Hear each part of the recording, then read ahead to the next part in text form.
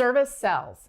How helping people builds more business than pitching ever will. Let me say something that might feel counterintuitive, especially if you're trying to grow your business. You don't build a business with longevity by chasing short-term wins. You build it by playing the long game. And in today's world, where we are constantly being pitched, sold to, and marketed at, service has become the most powerful sales strategy there is. That's why our May theme is selling through service. Because when you constantly do the right thing for people, they talk about you over and over and over again. We've seen this with Dr. Murray and the brand she built. We saw this with Jason Sanders last month, and we're gonna see it again with Dutch Kerr from Swipe for a Cause. Service sells. And today, I wanna show you why and how to use it intentionally. There are more marketing messages flying at us than ever before. Everyone feels sold to. Everyone feels skeptical. Everyone has their guard up. So when someone shows up and says, actually, I'm not sure you need my product, or they say, I think there's a better option for you, even if it's not me, that feels incredible. Why? Because it's very clear they're not thinking about themselves. They're thinking about you.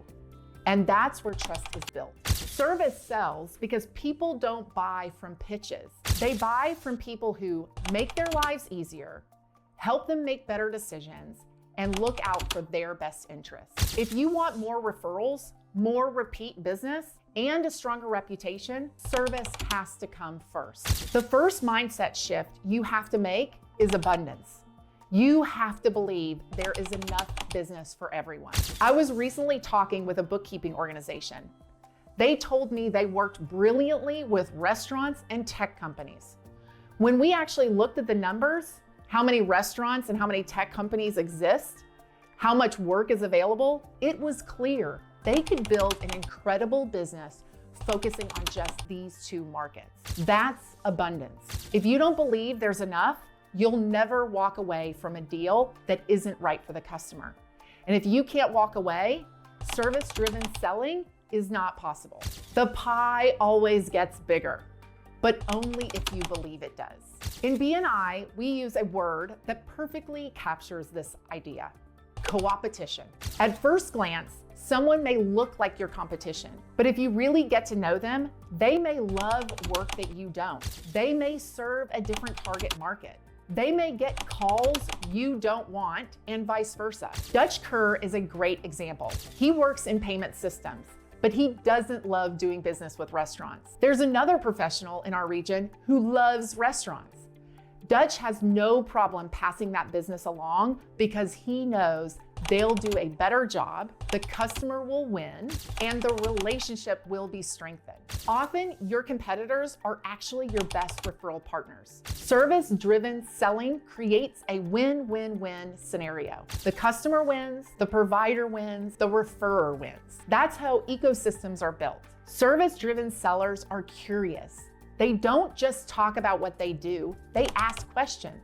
What's going on right now? What are you trying to accomplish? What's been challenging? Curiosity helps uncover opportunities to serve, sometimes outside your own product or service. Real estate is a great example. Real estate agents naturally pass referrals to lenders, to inspectors, insurance agents, painters, roofers, I could go on. But what if everyone downstream learned to be curious? Oh, you're painting your house. What made you decide to do that now?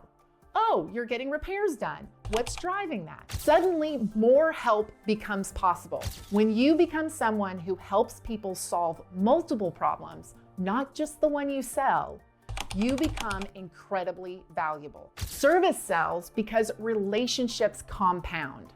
I recently met with an HVAC owner in Birmingham who told me something surprising. He says his favorite customers aren't the ones who just want to write a check. They're the ones who want to sit down, ask questions, and understand what's happening. Why, you might ask? Because those customers feel cared for, they feel informed, and they become long-term clients. They refer other people. Connection creates loyalty, and loyalty fuels growth. Generosity isn't about giving things away. I'm a big believer in charging what you're worth. Generosity looks like being generous with your time, being generous with your insight, being generous with referrals, being generous with your collaboration, and then the follow through, doing what you say you're going to do. Dr. Murray's practice is known for fast results and clear communication, not by accident, but by the system she has built. They've built follow through into their process. That's service, and people talk about it. Here's how all of this works together. You serve, you then build trust, you earn referrals, and then repeat. Service is the front end of sustainable sales. Quick wins may feel good, but they often cost you long-term loyalty. Here is a great example. My sister used to drive a baby blue Camry. She drove it all through college and through medical school. And then she drove it to the doctor's parking lot. And then one day, as she's looking around, chuckling to herself about driving a baby blue Camry, she decides, I think I need a more doctor-y car. So what does she do? She goes and buys herself an Audi. It became the most unreliable car. She really wanted baby blue back. At the very end of her ownership of the Audi, the service manager called her up and said, Dr. Murray, I can get this service light off one more time. This car has dust in places I have never seen before. Where do you drive this thing? In her loving way, she says, well, my mom and dad live on a dirt road and I spend a lot of time at the baseball park. And the service manager said, ma'am, this is not a car that you should be driving on dirt roads or at the baseball park. This is for flat roads where you go fast. Now, why do I tell this story? Because my sister was not the perfect customer for an Audi. So is she ever gonna refer an Audi? Is she ever gonna recommend an Audi to anyone? No, because her experience with that Audi was not great. They were just worried about the sale that they got. The service manager actually told her to go buy herself a Toyota, to which she did. She got herself a Toyota SUV that she could throw a couple dogs in the back and she can go down any dirt road that she wants. The moral of the story is that Audi did not get a long-term customer who's going to repeat buy or refer. They ended up making a quick sale. So if we're thinking about the long game, we want to make sure that every person who buys an Audi loves service, loves status, loves driving fast, and loves performance. And if they don't, they're not going to be a long-term customer. Service sells, not because it's soft, but because it's strategic. When you lead with abundance, curiosity, connection, generosity, and follow through, you don't just make sales. You build a brand. You build trust. You build a referral engine that works long after the conversation ends. So here's the question. Where could you serve just a little better this week? Because when you help people win, they'll help you grow. And that's service-driven selling.